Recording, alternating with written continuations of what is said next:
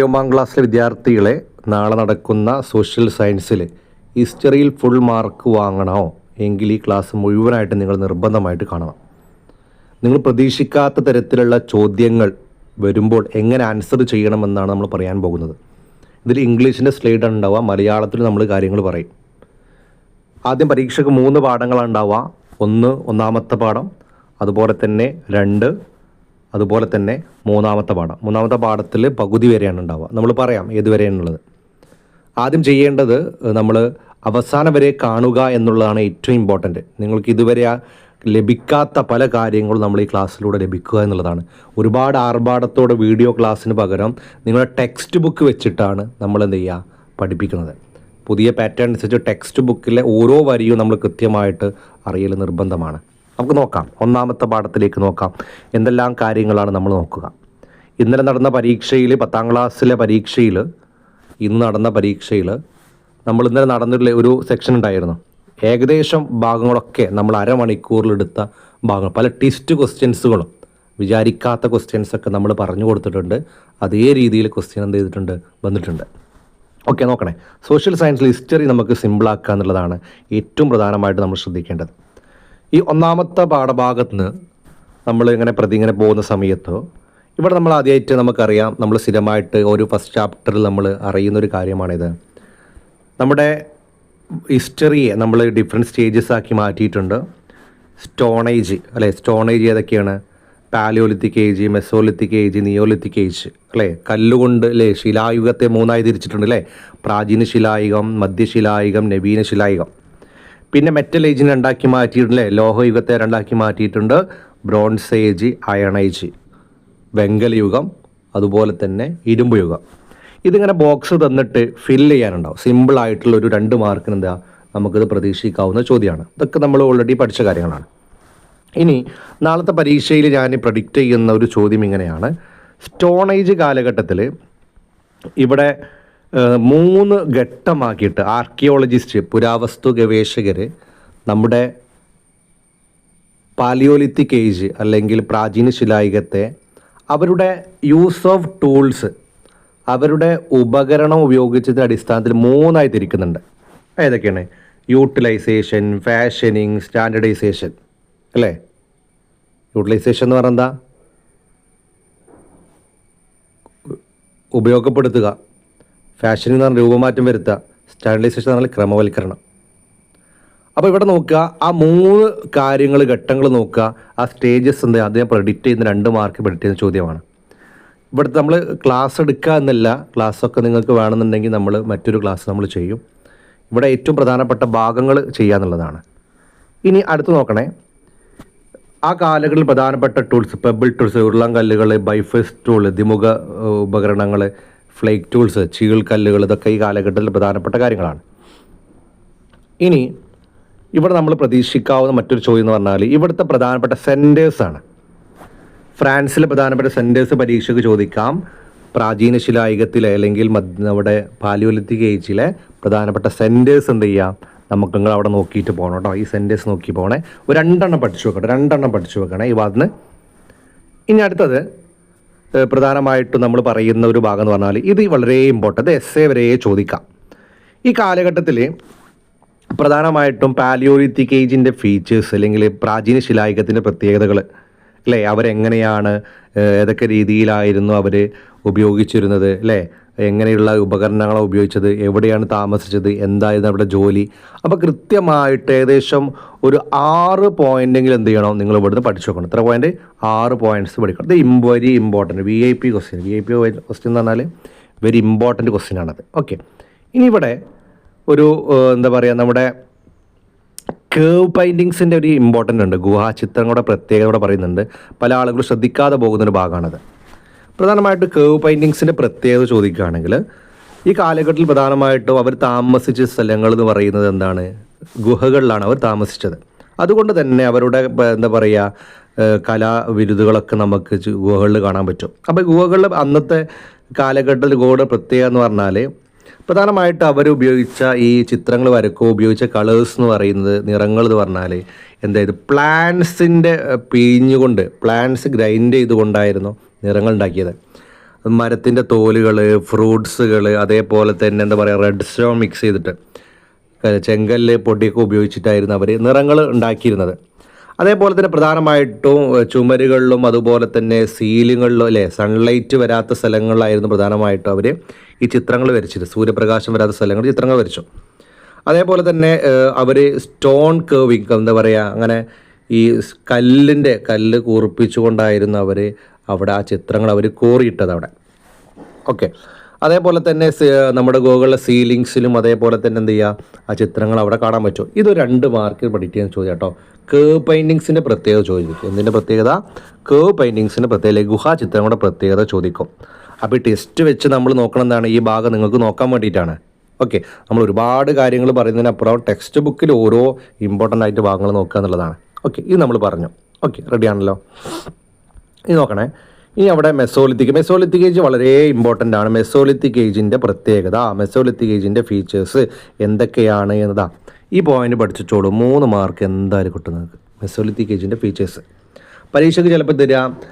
Mesolithic മൈക്രോലിത്ത് സൂക്ഷ്മശിലായുധങ്ങൾ ഉപയോഗിച്ച കാലഘട്ടം ഏത്, അതിൻ്റെ പ്രത്യേകത എന്ത് അല്ലേ? മൈക്രോലിത്തിക് ടൂൾസ് ഉപയോഗിച്ചത്, what are the features of that period, ആ പീരീഡിൻ്റെ പ്രത്യേകത എന്താ, അങ്ങനെ ചോദിക്കാം. ഡയറക്റ്റായിട്ട് ചോദിക്കുന്നതിന് പകരം ഒരു ഫീച്ചർ തന്നിട്ട് ബാക്കി നിങ്ങളോട് എന്ത് ചെയ്യും, എഴുതാൻ പറയും. സെറ്റാണല്ലോ, റെഡിയാണ്. ഇനി ഈ ബോക്സും എന്ത് ചെയ്യുക, 1 വേർഡ് പ്രതീക്ഷിക്കാവുന്ന ചോദ്യമാണ് എന്ത്, ഈ ഇത് തന്നിട്ട് തൊട്ടപ്പുറത്ത് എഴുതാണ്ടാവും ഏത് രാജ്യത്താണെന്നുള്ളത്. മെസോലിത്തിക് സെൻറ്റേഴ്സ് അവിടെ രാജ്യങ്ങൾ ഏതാണ് തൊട്ടപ്പുറത്ത് നമുക്ക് എഴുതാനുണ്ടാവും. സെറ്റാണല്ലോ. ഇനി നോക്കണം, അടുത്ത് നോക്കാം നമുക്ക്. ഇനി നിയോലിത്തിക് ഏജ് എന്ന് ഇവിടുന്ന് ഒരു 1 വേർഡ് അല്ലേ, നവീന ശിലായുഗത്തിൽ നിന്ന് നമുക്ക് 1 വേർഡ് പ്രതീക്ഷിക്കാവുന്ന ചോദ്യം. ഈ ഇദ്ദേഹത്തിൻ്റെ ഗോൾഡൻ ചൈൽഡ് എന്ന് പറയുന്ന ഒരാളുണ്ട്, ഒരു ഹിസ്റ്റോറിയനാണ്, നിയോലിത്തിക് ഏജിനെ കുറിച്ച് പഠിച്ച വ്യക്തിയാണ്. അദ്ദേഹത്തിൻ്റെ ബുക്കിൻ്റെ പേരാണെന്ത്, മാൻ മേക്സ് ഹിംസെൽഫ് അല്ലേ, മാൻ മേക്സ് ഹിംസെൽഫ് അദ്ദേഹത്തിൻ്റെ ഒരു പ്രധാനപ്പെട്ട ബുക്കിൻ്റെ പേരാണെന്ത് അത്. ഇനി ഇവിടെ ഒരു 4 മാർക്ക് ഞാൻ പ്രഡിക്റ്റ് ചെയ്യുന്നൊരു ചോദ്യമാണ്. 4 മാർക്ക് അല്ലെങ്കിൽ എസ്സേ വരെ ഒരു ചോദിക്കാൻ ചാൻസ് ഉള്ള ചോദ്യമാണ്. എന്തുകൊണ്ടാണ് നമ്മുടെ നിയോലിത്തിക് ഏജിനെ നിയോലിത്തിക് റെവല്യൂഷൻ എന്ന് വിളിക്കാൻ കാരണം? ആരങ്ങനെ വിളിച്ചത്? ഗോൾഡൻ ചൈൽഡ് എന്ന് പറഞ്ഞ ആളാണ് നിയോലിത്തിക് ഏജിനെ അല്ലെങ്കിൽ നവീന ശിലായുഗ വിപ്ലവം എന്ന് വിളിച്ച ആളാണ് ആര്? Golden child. എന്തുകൊണ്ടാണ്? അഗ്രികൾച്ചർ, കൃഷി ആരംഭിച്ചു, മൃഗങ്ങൾ എന്ത് ചെയ്തു, ഡൊമസ്റ്റിക്കേഷൻ, ഇണക്കി വളർത്താൻ തുടങ്ങി, അതുപോലെ തന്നെ എന്ത് ചെയ്തു, ഫുഡൊക്കെ എന്ത് ചെയ്തു, പ്രൊഡക്റ്റ് അവൈലബിലിറ്റി ആയി, അതുപോലെ തന്നെ അവരെന്ത് ചെയ്തു, പെർമനൻറ്റ് സെറ്റിൽമെൻ്റ് ആയി, അതുപോലെ തന്നെ അവരുടെ എന്തുണ്ടായിരുന്നു, അഗ്രികൾച്ചർ വില്ലേജ് സ്റ്റാർട്ട് ചെയ്തു, പോട്രി, ബ്രിക്സ്, ക്ലേ, അങ്ങനെ ഒരുപാട് ചേഞ്ചസ്, ഒരുപാട് ഡിസ്കവറീസുടെ ഒരു കണ്ടുപിടുത്തങ്ങളുടെ കാലഘട്ടമായിരുന്നു ഇത് ഈ ഒരു കാലഘട്ടം. ഒരു 7 പോയിന്റെങ്കിലും എന്ത് ചെയ്യണം, ഇവിടെ നിങ്ങൾ പഠിച്ചേക്കണം. എത്ര പോയിന്റ്സ്? 7 പോയിന്റ്സ് എന്ത് ചെയ്യണം, നിങ്ങൾ പഠിച്ചേക്കണം. സെറ്റാണല്ലോ. ഓക്കെ, ഇനി ഇവിടെ ഒരു 3 മാർക്കിൻ്റെ ചോദ്യമാണ്. ഇനി ഇവിടെ നോക്കുക, മറ്റൊരു ക്വസ്റ്റ്യനാണ്, 2 മാർക്ക് പ്രതീക്ഷിക്കാവുന്ന ചോദ്യമാണ്. നമ്മുടെ അഗ്രികൾച്ചറും ഡൊമസ്റ്റിക്കേഷനും ഇണക്കി വളർത്താനും അതിന് കാരണമായിട്ട് ഹെൽപ്പ് ചെയ്ത ഫാക്ടേഴ്സ്, ഇതൊരു 3 മാർക്കും ചോദിക്കാം കേട്ടോ. Population growth, increase, number of, അത് ആ ഭാഗം കൃത്യമായിട്ട് എന്ത് ചെയ്യുക, ടെക്സ്റ്റ് ബുക്കിൽ നോക്കണേ, 3 മാർക്കും ചോദിക്കാം. അപ്പോൾ ഇവിടെ ടെസ്റ്റ് ക്വസ്റ്റ്യൻ പറഞ്ഞു, എന്തുകൊണ്ടാണ് നിയോലിത്തിക് റവല്യൂഷൻ നവീന ശിലായുഗ വിപ്ലവം എന്ന് വിളിക്കാൻ കാരണം എന്താണെന്ന് നമ്മളിവിടെ പറഞ്ഞു. ഓക്കെ, മലയാളക്കാർ പേടിക്കേണ്ട, നിങ്ങൾ ആ ടെക്സ്റ്റ് ബുക്ക് നോക്കിയാൽ മതി, നമ്മൾ മലയാളം പറഞ്ഞല്ലോ എങ്ങനെയൊക്കെയാണ് ചോദ്യം ചോദിക്കുക എന്നുള്ളത്. ഇനി അടുത്ത ഒരു പ്രധാനപ്പെട്ട ഭാഗം നോക്കണേ. ഇവിടെ നമുക്ക് നോക്കാം. മെറ്റൽ ഏജിൽ നിന്ന് ചോദിക്കാൻ ചാൻസ് ഉള്ളത്, ഇവിടെ ആദ്യമായിട്ട് മനുഷ്യൻ ഉപയോഗിച്ച ഒരു ലോഹം ഏതാ? കോപ്പർ, ചെമ്പാണ്. മനുഷ്യൻ ആദ്യമായിട്ട് ഉപയോഗിച്ച മെറ്റൽ ഏതാണ്? കോപ്പർ. 1 മാർക്കും ചോദിക്കാം. ഇനി ഇവിടെ കാൽക്കോലിത്തിക് ഏജ് അല്ലെങ്കിൽ താമ്രശിലായുഗം എന്ന് പറയുന്ന ഒരു ശിലായുഗത്തെ വരയ്ക്കുന്നുണ്ട്. അത് 2 മാർക്ക് ചോദിക്കുക. എന്താണ് താമ്രശിലായുഗം? താമ്രശിലായുഗം എന്ന് പറഞ്ഞാൽ എന്താണ്? ഇവിടെ പറയുന്നുണ്ട്, എന്താ പറയുന്നത്, when copper tools were used along with the stone tools അല്ലേ. ദീസ് പീരീഡ് എന്ന് പറഞ്ഞാൽ എന്താണ്? നമ്മുടെ ചെമ്പ് ഉപകരണങ്ങളോടൊപ്പം അല്ലേ, കല്ല് ഉപകരണങ്ങളോടൊപ്പം ചെമ്പ് ഉപയോഗിച്ച കാലഘട്ടമാണിത്, നമ്മുടെ കാൽക്കോലിത്തിക് ഏജ് അല്ലെങ്കിൽ താമ്രശിലായുഗം. ഓൾറെഡി ശിലായുഗമാണ്, കല്ല ഉപയോഗിച്ചു, അതിൻ്റെ കൂടെ എന്ത് ഉപയോഗിച്ചു? ചെമ്പ് കണ്ടെത്തിയപ്പോൾ ചെമ്പ് ഉപയോഗിച്ചു. ആ കാലഘട്ടമാണിത് കാൽക്കോലിത്തിക് ഏജ് എന്ന് പറയുന്നത്. സെറ്റാണല്ലോ. 2 മാർക്ക് നമുക്ക് പ്രതീക്ഷിക്കാം. ഇനി ബ്രോൺസ് ഏജ്. ഈ ബ്രോൺസ് ഏജിൽ നിന്ന് ഇവിടുന്ന് ഈ സിവിലൈസേഷൻ ചോദിക്കാം. ബ്രോൺസ് ഏജ് സിവിലൈസേഷൻ 2 മാർക്കും ചോദിക്കുക. ഏതെങ്കിലും 2 പേര് ഇതാൻ പറയും അല്ലേ. ഏതൊക്കെയാണ്? Harappan civilization, Mesopotamian, Chinese civilization അല്ലേ. ഏതെങ്കിലും സംസ്കാരങ്ങൾ, ഈജിപ്ഷ്യൻ സംസ്കാരം, ചൈനീസ് സംസ്കാരം, ഹാരപ്പൻ സംസ്കാരം, അങ്ങനെ നമുക്ക് എഴുതാം. ഇവിടെ ഒരു മാർക്കിന് നമുക്ക് പ്രതീക്ഷിക്കാവുന്ന ചോദ്യം എന്ന് പറഞ്ഞാൽ നമ്മുടെ ഇന്ത്യൻ ഹിസ്റ്ററിയിലെ ഫസ്റ്റ് അർബനൈസേഷൻ എന്ന് വിളിക്കുന്ന ഒരു നമ്മുടെ സിവിലൈസേഷൻ സംസ്കാരമാണിത്, ഹാരപ്പൻ സിവിലൈസേഷൻ. എന്തുകൊണ്ടാണ് അങ്ങനെ ഫസ്റ്റ് സിവിലൈസേഷൻ അർബനൈസേഷൻ എന്ന് വിളിക്കാനുള്ള കാരണം എന്താണെന്ന് ചോദിക്കുമ്പോൾ, ഒന്നാം നഗരവൽക്കരണം എന്ന് ഹാരപ്പൻ സിവിലൈസേഷൻ ഹാരപ്പൻ സംസ്കാരത്തെ വിളിക്കാനുള്ള കാരണം എന്താണെന്നൊരു ചോദ്യം വരുന്ന ടിസ്റ്റായിട്ട് ചോദിക്കാം. അപ്പോൾ അവിടെ നമ്മൾ പ്രധാനമായിട്ട് പറയേണ്ടത് എന്താണ്, ഇവിടെ വെൽ പ്ലാൻഡ് പബ്ലിക് ബിൽഡിങ്സ് ഉണ്ടായിരുന്നു, ഗ്രേറ്റ് ബാത്ത് ഉണ്ടായിരുന്നു, ഹൗസസ് ഉണ്ടായിരുന്നു, സ്ട്രീറ്റ് ഉണ്ടായിരുന്നു, ഡ്രൈനേജ് സിസ്റ്റം ഉണ്ടായിരുന്നു, ഗ്രാനറീസ് ഉണ്ടായിരുന്നു. അങ്ങനെ ഇന്ന് പ്രസൻസിൽ കാണുന്ന നമ്മൾ പ്രധാനപ്പെട്ട ഇന്ന് കാണുന്ന പല തരത്തിലുള്ള ഒരു ടെക്നോളജികൾ, അതേപോലെ വെൽ പ്ലാനിങ് ആയിട്ടുള്ള ഒരു സിറ്റികളൊക്കെ ആ കാലഘട്ടത്തിൽ ഉണ്ടായിരുന്നു. അതുകൊണ്ടാണ് നമ്മുടെ ഹാരപ്പൻ സിവിലൈസേഷനെ ഇന്ത്യൻ ഹിസ്റ്ററിയിലെ ഫസ്റ്റ് അർബനൈസേഷൻ എന്ന് വിളിക്കാൻ കാരണം. ഈ സെക്കൻഡ് അർബനൈസേഷൻ എന്താണെന്ന് കുറച്ച് കഴിഞ്ഞ് പഠിക്കാണ്ട് അടുത്ത ചാപ്റ്ററിൽ. അപ്പോൾ ഇവിടെ ഈ ഒരു മാർക്ക് ചോദിക്കാം, ഏത് സംസ്കാരമാണ് ഫസ്റ്റ് അർബനൈസേഷൻ എന്ന് വിളിക്കുന്നതെന്ന് ചോദിച്ചാൽ നമുക്ക് പറയാം എന്ത്, ഹാരപ്പൻ സംസ്കാരം എന്നും പറയാം. ഇതൊക്കെ നമ്മൾ ശ്രദ്ധിക്കാതെ പോകുന്ന ക്വസ്റ്റ്യൻസ് ആണ്. ഇനി ഒരു എസ്സേക്കുള്ള ചോദ്യമാണ് വേദിക് പീരീഡ്. ആദ്യകാല വേദകാലവും പിൽക്കാല വേദകാലവും എന്ത് ചെയ്യുക 5 മാർക്കിന് ചോദിക്കും കേട്ടോ. ഇത് നിർബന്ധമായിട്ടൊരു 2, 3, 4, 5 പോയിൻ്റെങ്കിലും ഇവിടെ പഠിച്ചു വെക്കണം. 5 പോയിൻ്റ് വിടുന്നു, 5 പോയിൻ്റ് അപ്പുറത്ത് എന്ത് ചെയ്യണം, ഇവിടെ 1 പോയിൻ്റ്, ഇവിടെ 5 പോയിൻറ്റും, ഇവിടെ 5 പോയിൻ്റ് എന്ത് ചെയ്യണം, നിങ്ങൾ പഠിച്ചു വെക്കണം. ഓക്കെ, ഇതാണ് ഫസ്റ്റ് ചാപ്റ്ററിൽ ഏറ്റവും ഇമ്പോർട്ടൻറ്റ്. അപ്പോൾ നിങ്ങൾ ചിന്തിച്ച് നോക്കുക, ഇതിൽ പല സംഗതികൾ നിങ്ങൾ മുമ്പ് ശ്രദ്ധിച്ചിരുന്നോ? ഇല്ലല്ലോ. അപ്പോൾ ഈ രീതിയിലാണ് നമ്മൾ ടെക്സ്റ്റ് ബുക്കിനെ സമീപിക്കേണ്ടത്. അപ്പോൾ ഇത്തരത്തിലുള്ള ക്ലാസ്സുകൾ നിങ്ങൾക്ക് വേണം, ഇഷ്ടമായെങ്കിൽ ഈ ചാനൽ എന്ത് ചെയ്യണം, നിങ്ങൾ സബ്സ്ക്രൈബ് ചെയ്യണം. ഇപ്പം തന്നെ ഒന്ന് ചെയ്ത് വെക്കുക. നിങ്ങൾക്ക് വേണ്ട എല്ലാ കാര്യങ്ങളും എന്ത് ചെയ്യും, തുടർന്ന് നമ്മൾ എന്ത് ചെയ്യും, നിങ്ങൾക്ക് നൽകും. സോഷ്യൽ സയൻസിൽ ഹിസ്റ്ററിയുമായി ബന്ധപ്പെട്ട ഒരു സംശയം ഉണ്ടാവരുത്. നമുക്ക് ഫുള്ള് എന്തായിരിക്കണം, ഫുള്ളി നമ്മൾ സെറ്റായിരിക്കണം. ഓക്കെ, നോക്കാം. നമുക്ക് രണ്ടാമത്തെ പാഠം നോക്കാം. രണ്ടാമത്തെ പാഠം ഓക്കെ, സബ്സ്ക്രൈബ് ചെയ്യണേ. അതേപോലെ തന്നെ നിങ്ങൾ കൂട്ടുകാർക്ക് എന്ത് ചെയ്യണം, ഷെയർ ചെയ്ത് കൊടുക്കണം. നാളത്തെ പരീക്ഷയിൽ നിങ്ങളും വിജയിക്കട്ടെ, എല്ലാവരും വിജയിക്കട്ടെ. ഓക്കെ, ഇനി നോക്കണേ, ഇവിടെ നമ്മൾ രണ്ടാമത്തെ ചാപ്റ്ററിൽ നോക്കുന്ന സമയത്ത് ഇവിടെ ഒരു 2 മാർക്കിൻ്റെ ക്വസ്റ്റ്യൻ ചോദിക്കേ. നമ്മുടെ ഗംഗാ പ്ലെയിനിൽ എന്തുകൊണ്ടാണ് ഒരു നേരത്തെ ഫസ്റ്റ് ചാപ്റ്റർ നേരെ ബാക്കിയാണ് രണ്ടാമത്തെ പാഠം എന്ന് പറഞ്ഞാൽ, അതിപ്പോൾ നമ്മൾ ക്വസ്റ്റ്യൻ ഡിസ്കസ് ചെയ്യാന്നുള്ളതാണ്. ഒരു മെറ്റീരിയൽ കണ്ടീഷൻസ് എന്ന് കണ്ടാൽ ഗംഗാ പ്ലെയിനിൽ മെറ്റീരിയൽ ഭൗതിക സാഹചര്യം നിങ്ങൾ കണ്ടാൽ എഴുതേണ്ട 3 പോയിന്റ് ഇതാണ്. ഞാൻ പ്രഡിക്റ്റ് ചെയ്യുന്ന ഒരു ചോദ്യം എന്ന് പറഞ്ഞാൽ ഒരു 4 മാർക്കിന്. എന്തുകൊണ്ടാണ് പുതിയ 2 മതങ്ങൾ ഉണ്ടാവാൻ കാരണം, ജൈനിസവും ബുദ്ധിസവും ഉണ്ടാവാനുള്ള കാരണം എന്താ? അപ്പോൾ പുതിയ ഐഡിയാസ് ഈ ഒരു കാലഘട്ടത്തിൽ വരാനുള്ള പ്രധാനപ്പെട്ട കാരണം ഇവിടെ ചോദിക്കും അല്ലേ. 6th സെഞ്ച്വറിയിൽ പുതിയ ഐഡിയാസ് വരാനുള്ള പ്രധാനപ്പെട്ട കാരണങ്ങൾ എന്തൊക്കെയോ ചോദിക്കും അല്ലേ. ഈ കാലഘട്ടത്തിൽ എന്തുണ്ടായിരുന്നു, ഒരുപാട് ആനിമൽ സാക്രിഫൈസ്, മൃഗങ്ങളെ ബലിയിറക്കുന്നുണ്ടായിരുന്നു. അപ്പോൾ ആ കാലഘട്ടത്തിൽ കൃഷിയായിരുന്നു കൃഷി ഇമ്പോർട്ടൻ്റ് കൊടുക്കുന്ന സമയത്ത് ഈ ആനിമൽ സാക്രിഫൈസ് എടുക്കുമ്പോൾ അതിനെ എന്ത് ചെയ്യും, പ്രതികൂലമായിട്ട് ബാധിക്കും. അപ്പോൾ അങ്ങനെയുള്ള കാര്യങ്ങൾ നമ്മൾ പറഞ്ഞു. പിന്നെ വൈശ്യാസവുമായി ബന്ധപ്പെട്ട കാര്യങ്ങൾ പറഞ്ഞു. ഓക്കെ, വർണ്ണ സിസ്റ്റം പറഞ്ഞു, ഗഹബദീസ് പറഞ്ഞു. ഗഹബദീസ് പറഞ്ഞാൽ അവിടെ ഈ വർണ്ണ സിസ്റ്റത്തിലെ പുറത്തുള്ള ആൾക്കാരാണ് ആര്, നമ്മുടെ ഗഹബദീസ് എന്ന് പറയുന്ന ആളുകൾ.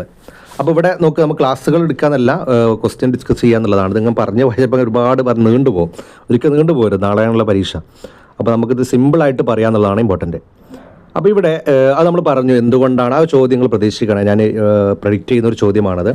പിന്നെ ജൈനിസത്തിൽ 1 വേർഡായിട്ട് ചോദിക്കാൻ ചാൻസുള്ളതാണ്. നമ്മുടെ ജൈനിസത്തിൽ നമ്മുടെ ആളുകൾ അതിലുള്ള ഏറ്റവും പ്രധാനപ്പെട്ട ആൾ ത്രിരത്നാസ് അല്ലെങ്കിൽ എന്താ ത്രിതങ്കരാസ് എന്നാണ് വിളിക്കുക. എന്താണ് ത്രിതങ്കരാസ് എന്നാണ് വിളിക്കവരെ. ഇതിൽ 24ാമത്തെ ആളാണ് മഹാവീര, വർത്തമാന മഹാവീര. നമ്മളിതിൽ പഠിക്കുന്ന പ്രധാനപ്പെട്ട ഒരാൾ. അപ്പോൾ എത്രാമത്തെ ചോദിക്കുക, 24ാമത്തെ ആരാണ്, മഹാവീരനാണ്. ഇനി തൊട്ട മുമ്പുള്ള 23 പറയുന്നുണ്ട്. 23 ആരാണ്, പാർശ്വനാഥനാണ്. ഏത് 23ാമത്തെ ആളാണ് ആര്, പാർശ്വനാഥൻ എന്ന് പറയുന്ന പ്രധാനപ്പെട്ട ആൾ. ഇനി ഇവിടെ നോക്കുക, ഒരു 2-3 മാർക്കിൻ്റെ ക്വസ്റ്റ്യനാണ്. ഡോക്ട്രൈൻസ് ഓഫ് ജൈനിസം എന്ന് പറയുന്നത് അദ്ദേഹത്തിൻ്റെ 3 പ്രധാനപ്പെട്ട ഐഡിയാസ്. ഇത് മാറിപ്പോരുത്. ഇതിനുള്ളിൽ നിന്ന് ചോദിക്കുന്ന ഒരു ചോദ്യമാണ്, വാട്ട് ഈസ് ത്രിരത്നാസ്. ത്രിരത്നാസ് എന്താ ചോദിക്കും. ത്രിരത്നാസ് 3 പ്രധാനപ്പെട്ട കാര്യങ്ങൾ. മോക്ഷം ലഭിക്കണമെങ്കിൽ അല്ലേ, അവർക്ക് അല്ലെങ്കിൽ സാൽവേഷൻ ലഭിക്കണമെങ്കിൽ പ്രധാനമായിട്ടും ചെയ്യേണ്ട 3 കാര്യങ്ങളുണ്ട്. ഒന്ന് right belief, right knowledge, right action. അപ്പോൾ വാട്ട് ഈസ് ത്രിരത്നാസ് എന്ന് ചോദിച്ചാൽ എന്ത് ചെയ്യണം, നമ്മൾ ഈ 3 കാര്യങ്ങളാണ് എഴുതേണ്ടത്. ശരിയായ അറിവ് വേണം, ശരിയായ വിശ്വാസം വേണം, ശരിയായ പ്രവൃത്തി വേണം. അപ്പോൾ ഈ 3 കാര്യങ്ങളാണ് ത്രിരത്നാസ്, മോക്ഷം ലഭിക്കാൻ. അപ്പോൾ എന്താ ത്രിരത്നാസ് ചോദിക്കും, വട്ടാറത്തെ അത് ഏതൊക്കെയെന്ന് ചോദിക്കും. അപ്പോൾ നിങ്ങൾ എന്ത് ചെയ്യണം, ഇത് എഴുതണം. അത് അവിടുന്ന് ഒരു ചോദിക്കാം. പിന്നെ അടുത്തത് വേറെ പറയുന്നുണ്ട്, അതിനുള്ളിൽ ചോദ്യമാണ്, ഒരു പ്രധാനപ്പെട്ട ഒരു ഭാഗമാണ്. പ്രധാനമായിട്ടും എന്താ പറയുക, 5 വൗസ് ഉണ്ട് അവരുടെ ജൈനിസിലെ മോങ്സും നൺസ്, അവരുടെ സന്യാസിനിമാർ 5 വൗസ് എന്ത് ചെയ്യണം, 5 വ്രതങ്ങൾ അനുഷ്ഠിക്കണം.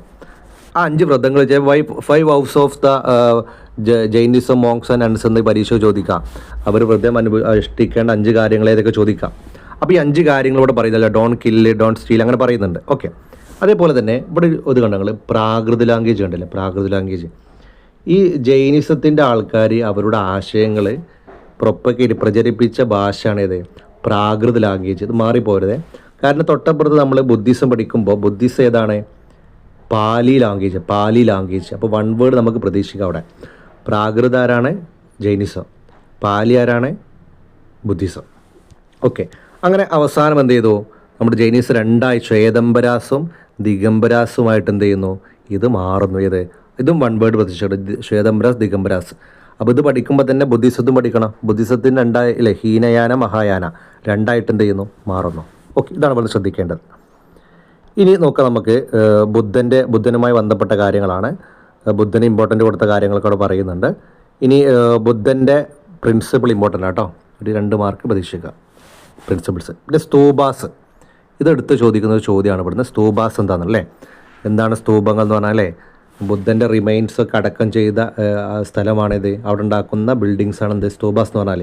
അപ്പോൾ സ്തൂപാസിന് പ്രത്യേകമാണ്, സെമി സർക്കിൾ, അർദ്ധവൃത്താകൃതിയാണ് ഉണ്ടാവുക. ഒരുപാട് എന്തുണ്ടാവും, കേവിങ്സ്, ഒരുപാട് കൊത്തുപണികളൊക്കെ ഉണ്ടാവുക, ചെയ്തിട്ടുണ്ടാവും.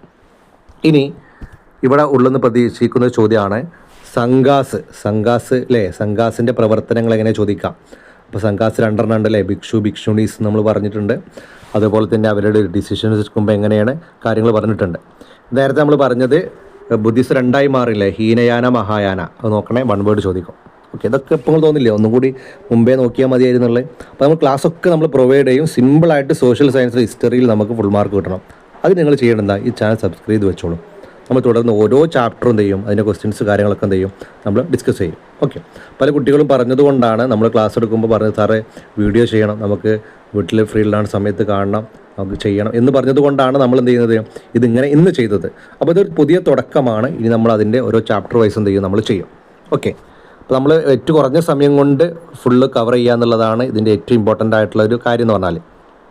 ഇനി മഹാജനപദാസ് നമ്മളിങ്ങനെ പറയുന്നുണ്ട്. മഹാജനപദാസ് ഇങ്ങനെ പറയുന്നു, ഈ മഹാജനപദാസിൽ ഞാൻ പ്രഡിക്റ്റ് ചെയ്യുന്ന ഒരു ചോദ്യം എന്ന് പറഞ്ഞാൽ ഇങ്ങനെയാണ്.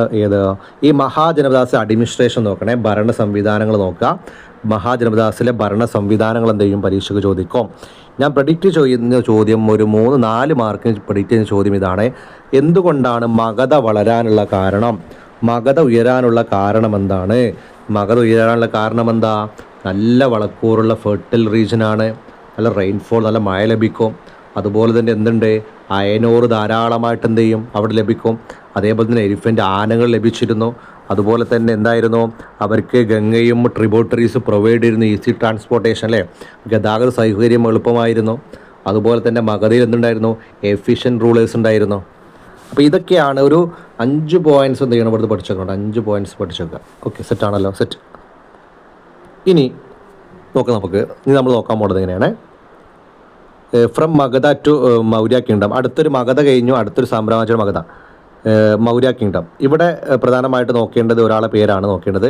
ചന്ദ്രഗുപ്ത മൗര്യ എന്ന് പറയുന്ന ആളാണ് ഈ മൗര്യ സാമ്രാജ്യം സ്ഥാപിച്ചത്. 1 മാർക്കിന് ചോദിക്കാം. അതേപോലെ തന്നെ കൗഡില്യ എന്ന് പറയുന്ന ആൾ എഴുതിയ ബുക്കാണ് അർത്ഥശാസ്ത്ര. കൗഡില്യ എഴുതിയ ബുക്കാണ് ഇത് അർത്ഥശാസ്ത്ര എന്ന് പറയുന്നത്. ഓക്കെ, ഇത് കാണുമ്പോൾ ടെക്സ്റ്റ് ബുക്കുകൾ എടുത്തു വെച്ചാൽ പെട്ടെന്ന് ക്ലിയർ ആവും. ഓക്കെ, ഇതൊക്കെ നിങ്ങൾ പെട്ടെന്ന് കാണാത്ത ഭാഗങ്ങളാണ് നമുക്ക് പറഞ്ഞു തരുന്നത്. ഓക്കെ, ഇനി ഇവിടെ ചോദിക്കാം, അഷ്ടാംഗമാർഗം എന്ന് പറയുന്ന അർത്ഥശാസ്ത്രത്തിൽ സപ്താംഗ തിയറി എന്ന് പറയുന്ന ഒരു സംഭവമുണ്ട്. സപ്താംഗ തിയറി 7 തിയറികൾ പറയുന്നുണ്ട്. സ്വാമി, അമാത്യ, ജനപദ, ദുർഗ, കോശ, ദണ്ഡമിത്ത, ഇതിനൊക്കെ കോഡ് ഉണ്ട് കേട്ടോ. കോഡ് വെച്ച് പഠിക്കാം. അപ്പോൾ അല്ല നമുക്ക് ക്ലാസ് എടുക്കുമ്പോൾ ടോപ്പിക് എടുക്കുമ്പോൾ ഇപ്പോൾ നമ്മളിത് പഠിച്ചാൽ ഇപ്പോൾ നമ്മൾ പഠിച്ച കാര്യങ്ങൾ മനസ്സിലാക്കുക എന്നുള്ളതാണ് ഈ സമയത്ത് നമ്മൾ ചെയ്യേണ്ടത്. ഓക്കെ, ഇനി ഇവിടെ നോക്കുക. അടുത്തൊരു ചോദ്യം ഞാൻ പ്രഡിക്റ്റ് ചെയ്യുന്ന ചോദ്യം ഇതാണ്. നമ്മുടെ അശോകധമ്മൻ്റെ പ്രധാനപ്പെട്ട ഐഡിയാസ്, ഈ 3 നോക്കണേ. അശോകധമ്മൻ്റെ പ്രധാനപ്പെട്ട ആശയങ്ങൾ നോക്കുക.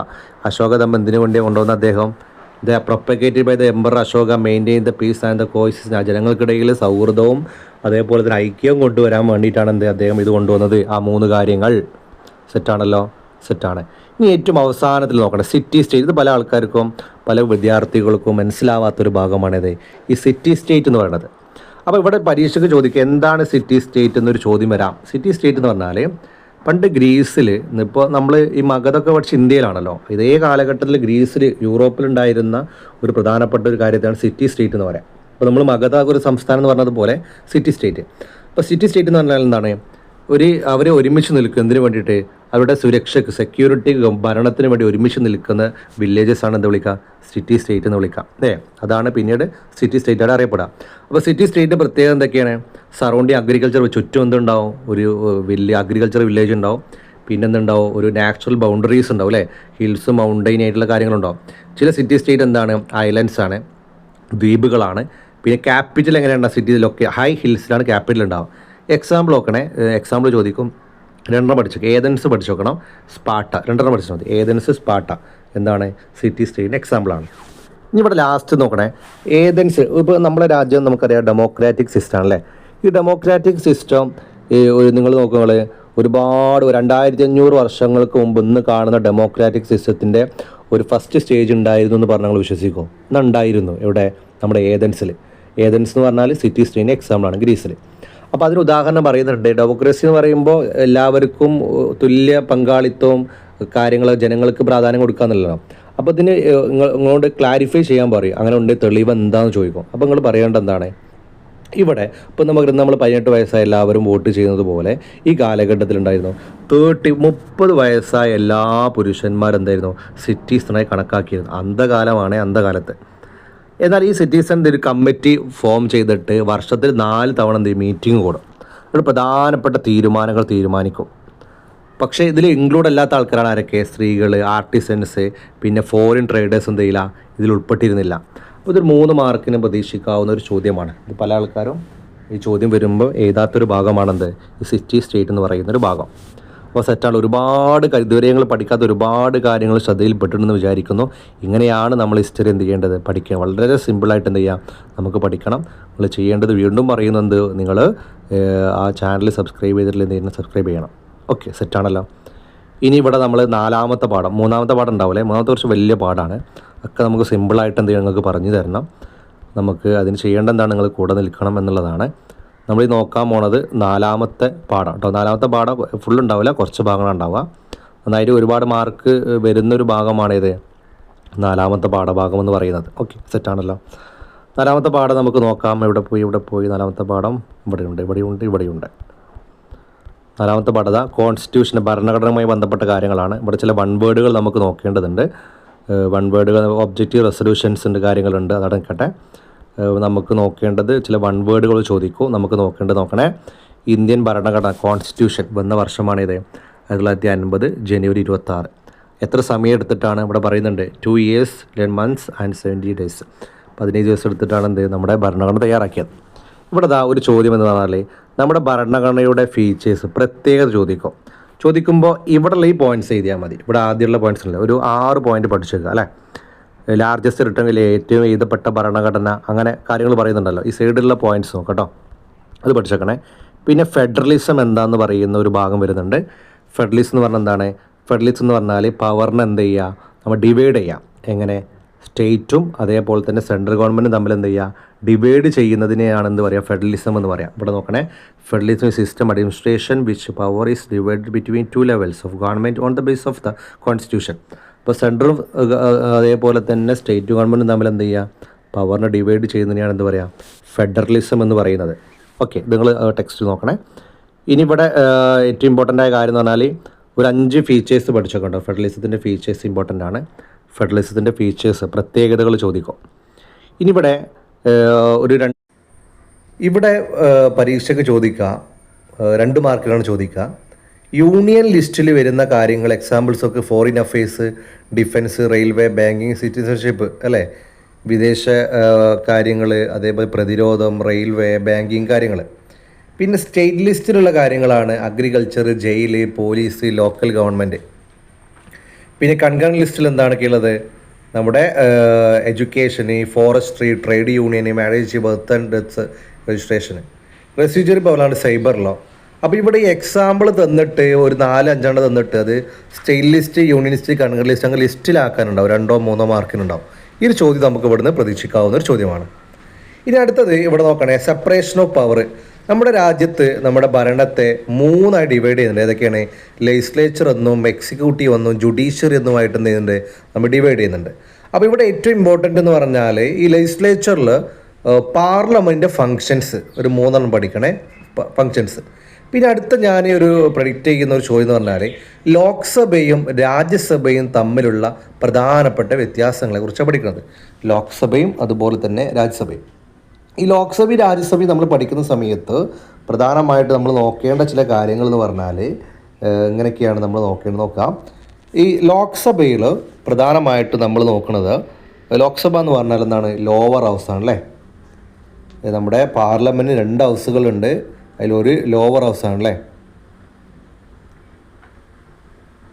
അവിടെ പ്രധാനമായിട്ടും 25 വയസ്സാണ് ഇത് മത്സരിക്കാനുള്ള പ്രായം. അതേപോലെ അതിൽ മാക്സിമം സ്ട്രെങ്ത് എത്ര? 550 543 മെമ്പേഴ്സുണ്ട് 2023 കണക്ക് പ്രകാരമാണ്.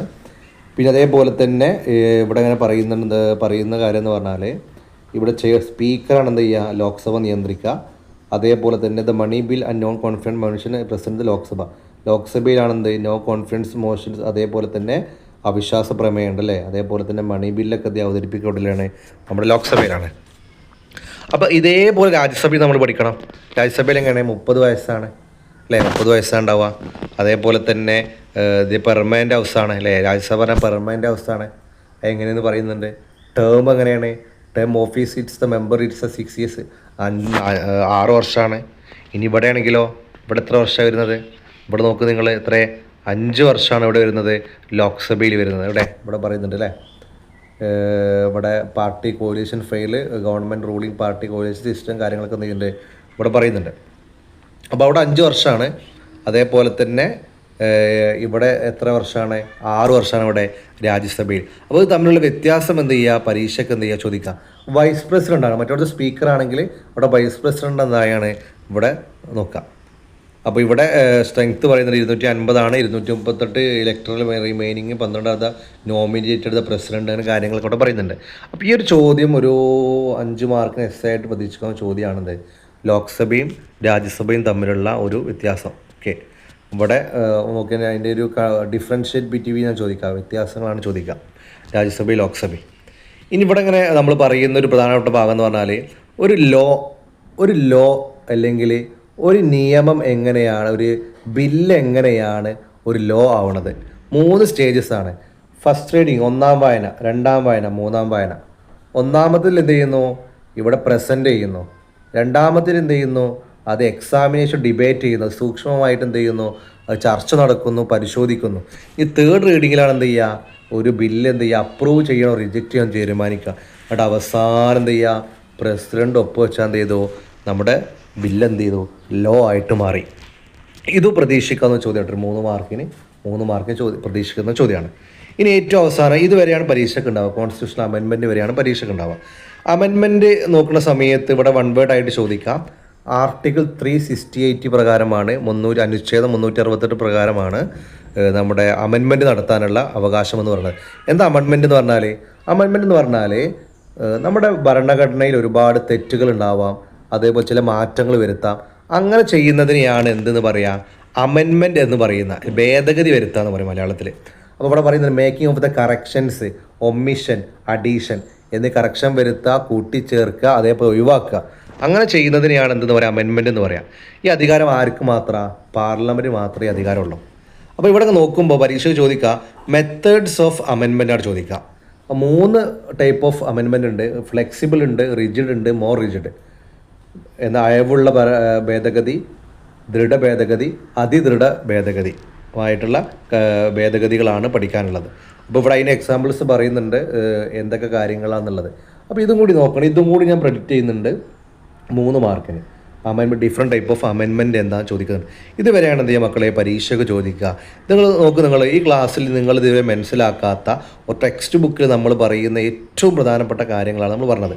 നിങ്ങൾക്ക് ഒന്നൊരു മാർക്കെങ്കിലും ഉപകാരപ്പെട്ടിട്ടുണ്ടെങ്കിൽ നിങ്ങൾ എന്ത് ചെയ്യണം, ഇത് സബ്സ്ക്രൈബ് ചെയ്യണം. അതേപോലെ തന്നെ നിങ്ങൾ കൂട്ടുകാർക്ക് ഷെയർ ചെയ്ത് കൊടുക്കണം. ഇതിൻ്റെ തുടരെയുള്ള ക്ലാസ്സുകളൊക്കെ വേണമെന്നുണ്ടെങ്കിൽ നിങ്ങൾ എന്ത് ചെയ്യണം, കമൻറ്റിൽ രേഖപ്പെടുത്തുക. Okay, thank you. നമുക്ക് അടുത്ത് നല്ലതായിട്ട് പരീക്ഷ എഴുതാൻ പറ്റട്ടെ എന്ന് ആത്മാർത്ഥമായിട്ട് പ്രാർത്ഥിക്കുകയാണ്. ഓക്കെ മക്കളെ.